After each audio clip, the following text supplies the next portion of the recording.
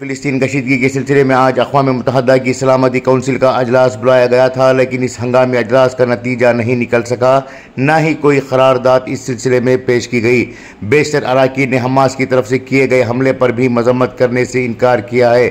Israel ने सलामती council के अराकीन से मुतालबा किया था कि वह हमास के हमले की मजम्मत करें, लेकिन इस मुतालबे का अराकीन पर कोई असर नहीं हुआ। जबकि अमरीका ने सलामती कौंसिल के अजलास में इत्तेफाक राय ना होने पर अफसोस का इजहार किया है।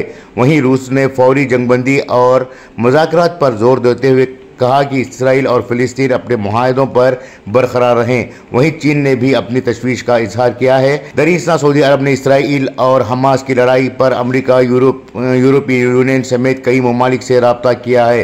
पोप फ्रांस ने इसराइल और हमास से कार्रवाइयाँ रोकने का मुतालबा किया।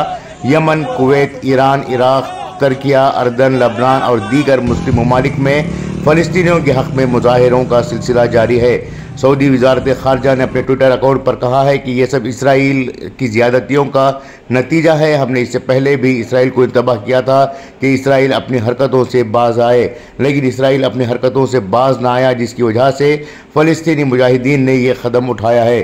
कुवैत ने फ़लस्तीनी अवाम के लिए फौरी इमदाद फराहम करने का फ़ैसला किया है और अपने शहरियों और तंजीमों से अपील की है कि वो जंगज़दा फ़लस्तीनियों के लिए बढ़ चढ़ कर इमदाद फराहम करें। ताज़ा इत्तलात के मुताबिक इसराइली हमलों की वजह से गजा में 78 बच्चों और 43 खवातीन समेत 400 से ज़ायद फ़लस्तीनी शहीद हुए हैं। इस सिलसिले में अमरीकी सदर जो बाइडन ने हमास के हमलों के बाद इसराइल को अज़ाफ़ी इमदाद फराहम करने का फ़ैसला किया है। अमरीकी सदर ने इसराइली वज़ीर आज़म बेंजामिन नेतन्याहू को आगाह किया कि हमास के हमलों के बाद इजाफ़ी अमरीकी इमदाद इसराइल के लिए जारी की जाएगी। इसमें से ज़्यादा हिस्सा आने वाले दिनों में इसराइल पहुंच जाएगा। ब्यूरो रिपोर्ट, इनकलाब न्यूज़, नई दिल्ली।